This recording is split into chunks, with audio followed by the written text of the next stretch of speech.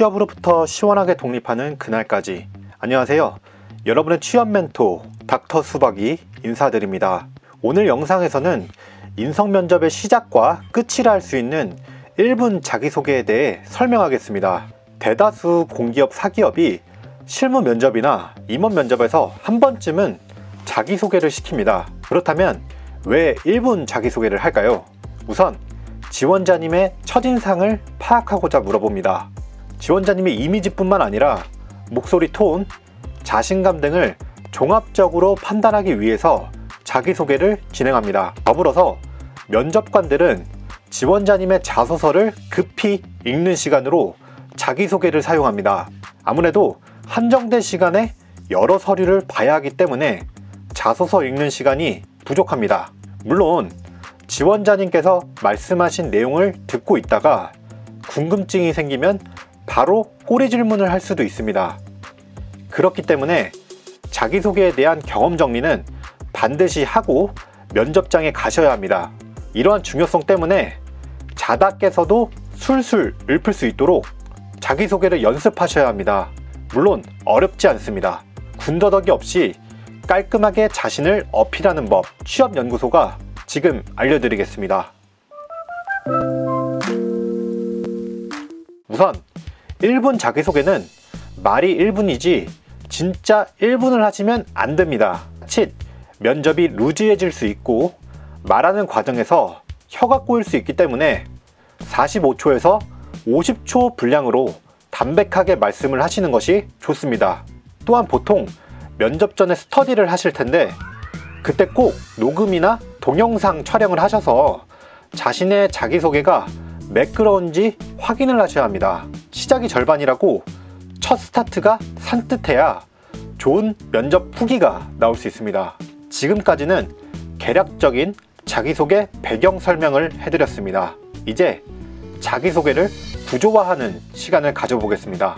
1분 자기소개는 인트로, 바디, 그리고 맺은 말 흐름으로 작성을 하셔야 합니다.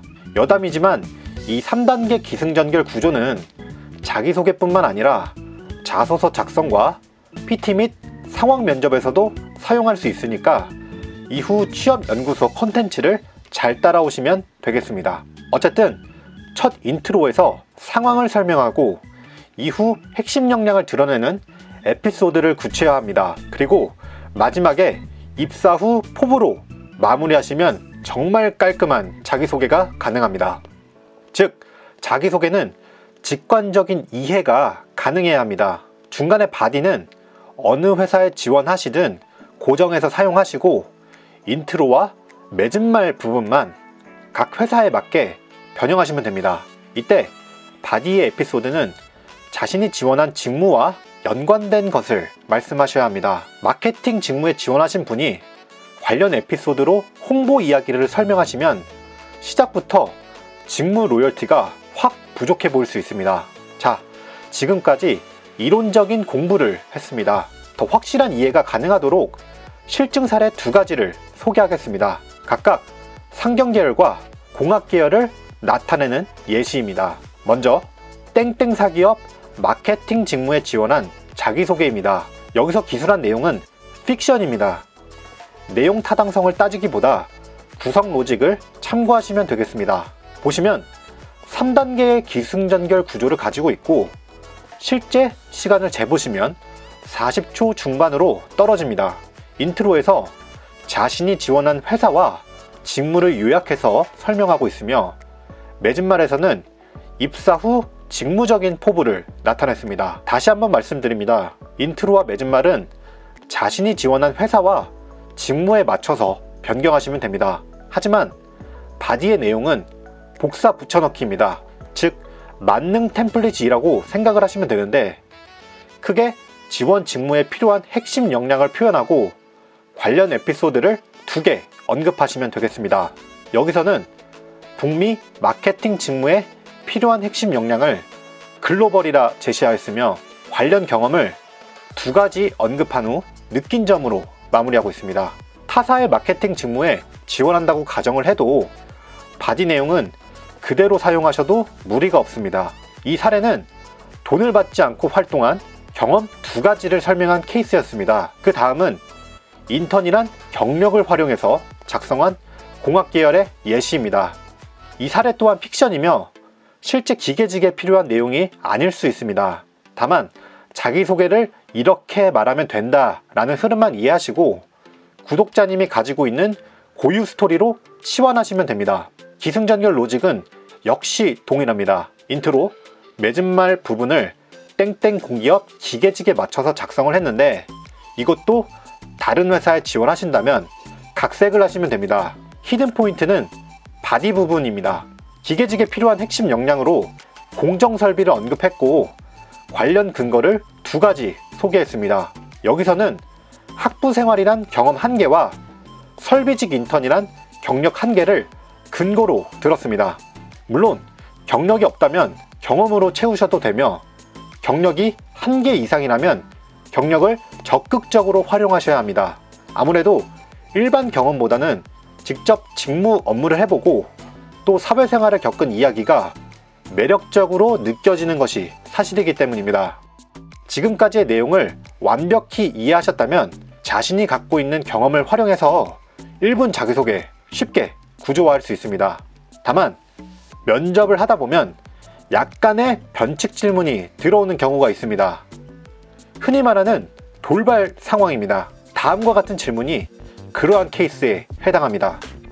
크게 2가지를 말씀드릴 건데요. 우선 도중에 말을 자르는 경우입니다. 준비한 것 말고 즉흥적으로 자기소개를 해달라 라는 질문이 사기업에서 종종 출제됩니다. 저도 SAP 코리아 면접을 갔을 때 이 질문을 직면한 적이 있습니다.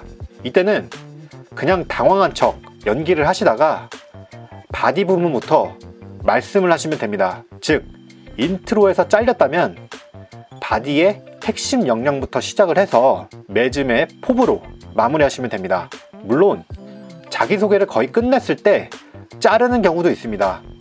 그때는 사실 지원자님께서 준비한 지원 동기나 입사 후 포부를 짧게 요약하시면서 유도리 있게 해결하셔야 합니다. 지원 동기나 입사 후 포부 작성법은 차후에 다른 영상에서 설명하겠습니다. 그 다음은 1분이 아니라 30초 자기소개를 요구하는 경우입니다.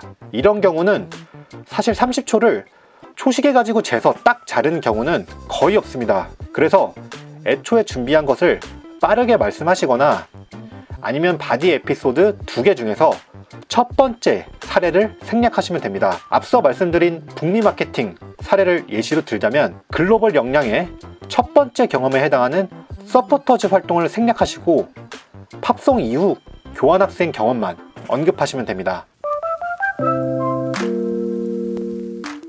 이상으로 1분 자기소개 작성 및 발화 방법에 대한 컨텐츠를 마치겠습니다. 취업연구소는 앞으로 자소서 작성, 인적성 NCS 풀이, 면접 처세법 등 취업의 전체 과정에 대한 양질 컨텐츠를 제공할 것입니다.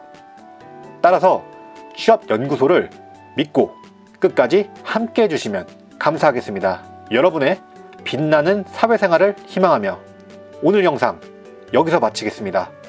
감사합니다. 구독과 좋아요는 사랑입니다.